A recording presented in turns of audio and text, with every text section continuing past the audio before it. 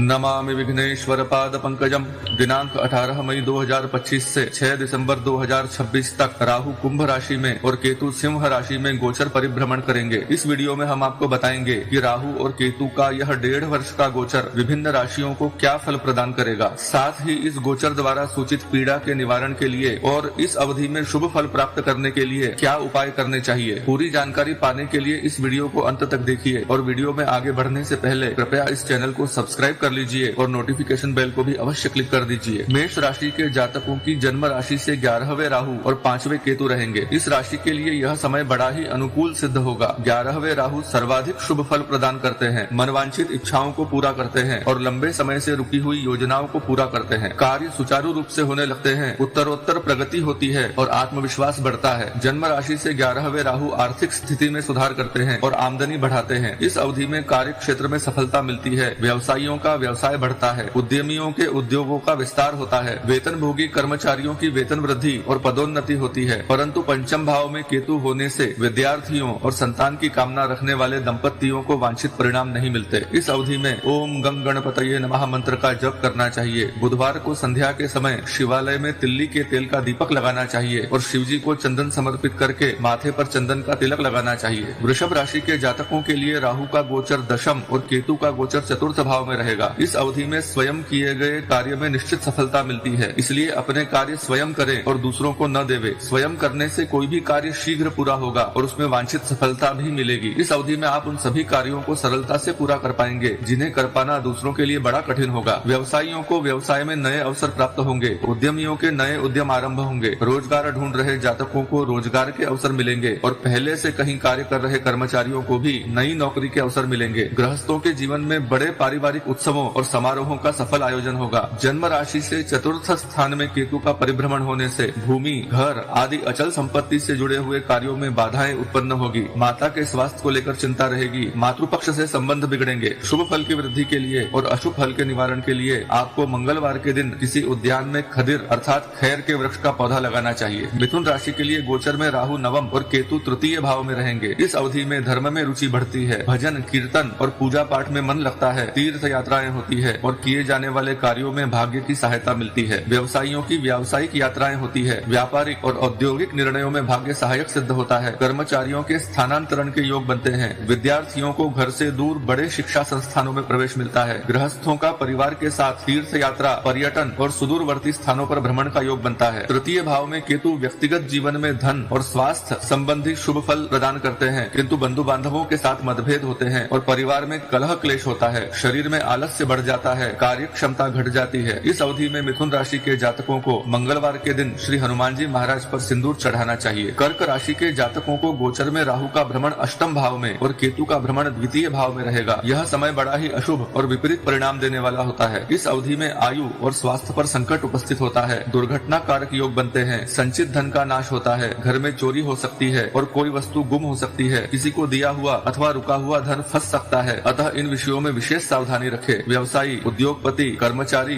गृहस्थ और विद्यार्थी इन सभी को अपने अपने क्षेत्रों में अनपेक्षित बाधाएं उपस्थित होती है। अष्टम राहु द्वारा सूचित पीड़ा के निवारण के लिए आपको भगवान शिव जी का रुद्राभिषेक करना चाहिए और महामृत्युंजय मंत्र के जप करवाने चाहिए। सिंह राशि के जातकों के लिए राहु का गोचर सप्तम भाव में और केतु का गोचर जन्म राशि पर से रहेगा। इस अवधि में पारिवारिक जीवन सुखद रहेगा, किंतु मानसिक उपद्रव बढ़ेंगे। मन, बुद्धि और शरीर पर इसका विपरीत प्रभाव पड़ेगा। भ्रम, चिंता, तनाव और भय बढ़ेगा। इस अवधि में इस राशि के व्यवसायियों, उद्योगपतियों, कर्मचारियों, गृहस्थों और विद्यार्थियों आदि सभी को किसी भी महत्वपूर्ण कार्य में स्वयं निर्णय लेने से बचना चाहिए और अपने गुरु, परिवार के वरिष्ठ जन, मार्गदर्शक, मित्र अथवा सहायक के आदेश, परामर्श अथवा सहमति से ही कार्य करने चाहिए। आपको मंगलवार के दिन किसी मंदिर के शिखर पर ध्वजा चढ़वानी चाहिए और केतु महाराज के बीज मंत्र केतवे नमः इस मंत्र का जप करना चाहिए। कन्या राशि के जातकों को गोचर में छठे राहु और 12वें केतु रहेंगे। इस राशि के जातकों को यह समय मिश्रित और मिलाजुला फल प्रदान करेगा। इस राशि के व्यापारी, उद्योगपति, कर्मचारी, गृहस्थ और विद्यार्थी इन सभी के जीवन में कुछ स्वास्थ्यगत समस्याएं उत्पन्न होगी और शत्रु आपको हानि पहुंचाने के लिए सक्रिय हो जाएंगे, किंतु इस अवधि में आप विपरीत परिस्थितियों को दूर कर पाने में सफल रहेंगे। 12वें केतु आर्थिक प्रबंधन में चिंता खड़ी करेंगे, परंतु आप चुनौतियों का हल निकालने में सफल रहेंगे। व्यर्थ का व्यय रुक जाएगा। न्यायिक विवादों के परिणाम आपके पक्ष में आएंगे। इस राशि वालों को शुभ फल की प्राप्ति के लिए दर्भ अर्थात कुशा की समिधा से हवन करना चाहिए। तुला राशि राशि के जातकों को गोचर में 5वें राहु और 11वें केतु रहेंगे। पंचम भाव में राहु का गोचर शुभ परिणाम देता है। इस अवधि में बुद्धि का विकास होता है और स्मरण शक्ति तीव्र होती है। विद्यार्थियों को उत्तम परिणाम प्राप्त होते हैं। इस अवधि में गृहस्थियों को संतान का सुख प्राप्त होता है। व्यापारियों, उद्योगपतियों, कर्मचारियों और गृहस्थों को 11वें केतु धन की आय में बाधा उत्पन्न करते हैं और किए गए निवेश में हानि होती है। केतु के दुष्प्रभावों को दूर करने के लिए माता चंडी की उपासना करनी चाहिए। प्रतिदिन श्री दुर्गा चालीसा का पाठ करना चाहिए और विद्वान ब्राह्मणों के द्वारा श्री दुर्गा सप्तशती के पाठ करवाने चाहिए। वृश्चिक राशि के जातकों के लिए राहु का गोचर चतुर्थ भाव में और केतु का गोचर दशम भाव में रहेगा। इस अवधि में भूमि और अचल संपत्ति में निवेश करने पर लाभ होता है। नए भवन का सुख प्राप्त होता है, किंतु गोचर में 10वें केतु होने से नियमित कार्यों में अनपेक्षित बाधाएं आती है और उनमें अनावश्यक विलंब होता है। व्यापारियों को व्यापार में अवरोध उत्पन्न होते हैं। उद्योगों में टूट फूट, आग लगना इत्यादि अनपेक्षित घटनाओं के कारण उद्यमियों का उत्पादन प्रभावित होता है। कर्मचारियों पर कार्य का भार बढ़ जाने से उन्हें कष्ट होता है। गृहस्थियों का पिता और पितृपक्ष के स्वजनों से विवाद होता है। राहु और केतु की इस गोचर अवधि में इस राशि के जातकों को कुत्तों को दूध रोटी खिलानी चाहिए और पक्षियों को दाना चुगाना चाहिए। धनु राशि के जातकों की जन्म राशि से राहु महाराज तीसरे भाव में और केतु महाराज नवम भाव में रहेंगे। तीसरे राहु शुभ फल प्रदान करते हैं और सफलता के द्वार खोलते हैं। कार्य क्षमता बढ़ती है और पराक्रम में अभिवृद्धि होती है। बंधु बांधवों का सहयोग प्राप्त होता है। नवम भाव में केतु होने से कार्यों में भाग्य की सहायता अधिक नहीं मिल पाती और परिणाम की प्राप्ति के लिए सामान्य से अधिक प्रयत्न करना पड़ता है। इस अवधि में व्यापारियों और उद्यमियों का व्यापार बढ़ेगा, किंतु उन्हें तेजी मंदी आदि से दूर रहना चाहिए। कर्मचारियों में कार्य की ऊर्जा बढ़ेगी, किंतु पदोन्नति और वेतन वृद्धि में बाधा आएगी। साथ ही किसी ऐसे स्थान पर स्थानांतरण हो सकता है जहां जाने में आपकी रुचि न हो। ऐसी स्थिति में धैर्य के साथ यह समय व्यतीत कर लेना चाहिए। विद्यार्थियों को भी किसी पूर्वानुमान से बचकर अपनी पढ़ाई पर अधिक ध्यान देना होगा। गृहस्थों को भी कोई भी कार्य पूरा करने के लिए अधिक प्रयत्न करने पड़ेंगे। व्यर्थ की भागदौड़ बढ़ जाएगी। अप्रिय कार्यों के लिए अनावश्यक यात्राएं होगी। दुष्प्रभावों के निवारण के लिए और शुभ फल की प्राप्ति के लिए मंगलवार का व्रत करे और गाय को गुड़ रोटी खिलावे। मकर राशि के जातकों को गोचर में दूसरे राहु और 8वें केतु रहेंगे। इस अवधि में आकस्मिक और अप्रत्याशित धन लाभ होगा। पैतृक संपत्ति प्राप्त होगी। धन की बचत होने लगेगी। राहु आपकी वाणी पर प्रभाव डालेंगे। बातचीत में आपका प्रभाव बढ़ेगा। इस अवधि में अशुभ बोलने से बचना चाहिए, अन्यथा उनके सच हो जाने की संभावना बढ़ जाती है। व्यापारियों और उद्यमियों को अनपेक्षित लाभ होगा। कर्मचारियों को वेतन वृद्धि और पारितोषिक आदि लाभ मिलेंगे। विद्यार्थियों को भी धनार्जन के अवसर प्राप्त होंगे। 8वें केतु स्वास्थ्य पर विपरीत प्रभाव डालेंगे। इस अवधि में खान पान में विशेष सावधानी रखनी होगी, अन्यथा शारीरिक कष्ट के कारण पीड़ा होगी। इस अवधि में आपको माता भगवती की उपासना करनी चाहिए और छाग अथवा उसके निमित्त धनराशि का दान करना चाहिए। कुंभ राशि के जातकों के लिए राहु का यह गोचर विशेष रूप से प्रभावशाली रहेगा। इस अवधि में स्वास्थ्य का सुख मिलेगा। निर्णय लेने की क्षमता बढ़ेगी। आत्मविश्वास बढ़ेगा। स्वयं अपनी बुद्धि से निर्णय लेकर कार्य करने पर अधिक सफलता मिलेगी। व्यापारियों और उद्यमियों की प्रतिष्ठा बढ़ेगी। कर्मचारियों को भी उनके कार्य की प्रशंसा मिलेगी। विद्यार्थियों को भी उपलब्धियां प्राप्त होगी। सप्तम भाव में केतु होने से गृहस्थों के दाम्पत्य जीवन में कलह बढ़ेगा। व्यवसाय में भागीदारों से विवाद होगा। वेतन जीवियों का अपने सहकर्मचारियों से मनमुटाव होगा। इस राशि के जातकों को भगवान भोलेनाथ को जल चढ़ाकर चंदन, चावल और बेलपत्र से उनका पूजन करना चाहिए। मीन राशि के जातकों को गोचर में 12वें राहु और 6वें केतु रहेंगे। यह समय बड़ा ही विपरीत फल देने वाला होगा। चोरी, राजदंड, विवाद आदि से धन की हानि होगी। मूल्यवान वस्तुएं गुम हो सकती है। इस अवधि में बुरे व्यसनों से दूर रहने की सावधानी रखनी होगी। 6वें केतु के प्रभाव से कार्यों में सफलता तो मिलेगी, परंतु शरीर अस्वस्थ रहेगा। व्यापारियों और उद्यमियों की आर्थिक स्थिति बिगड़ सकती है। आयकर विभाग आदि से जुड़ी हुई समस्याएं आ सकती है। गृहस्थों के अनावश्यक खर्च बढ़ जाएंगे। विद्यार्थियों का ध्यान भी व्यर्थ की बातों की ओर आकर्षित होगा, जिससे पढ़ाई में उत्पन्न होने वाली बाधा भविष्य में विपरीत परिणाम देगी। इस राशि के जातकों को शनिवार को पीपल के वृक्ष में जल चढ़ाना चाहिए और राहु महाराज के बीज मंत्र राम राहवे नमः का जाप करना चाहिए। यह सभी राशियों के लिए बताया गया राहु और केतु के क्रमशः कुंभ और सिंह राशि में गोचर भ्रमण का सामान्य फल है। जन्म पत्रिका के भावों और ग्रहों की स्थिति तथा कुंडली की दशाओं के अनुसार विभिन्न जातकों को विशेष न्यूनाधिक परिणाम भी प्राप्त होते हैं। इसलिए आगामी 1.5 वर्ष तक सभी राशियों के जातकों के लिए सर्वसामान्य नियम यह है कि वे अपनी राशि के लिए बताए गए विशेष उपायों के साथ ही भगवान भोलेनाथ और माता जगदम्बा की आराधना अवश्य करें, जिससे राहु और केतु द्वारा सूचित पीड़ा भी शांत होती है और वे प्रसन्न होकर अत्यंत शुभ फल प्रदान करते हैं। इस चैनल पर आगे आने वाले वीडियोस में समय समय पर इसी प्रकार की उपयोगी जानकारियां दी जाती रहेगी, जिन्हें पाने के लिए आप इस चैनल को सब्सक्राइब कर लीजिए और नोटिफिकेशन बेल को भी अवश्य क्लिक कर दीजिए। यह जानकारी आपको उपयुक्त लगी हो तो इस वीडियो को लाइक कीजिए और कमेंट बॉक्स में शिवाय नमः कमेंट अवश्य कीजिए। इसी आग्रह के साथ सभी को सहृदय जय श्री कृष्ण।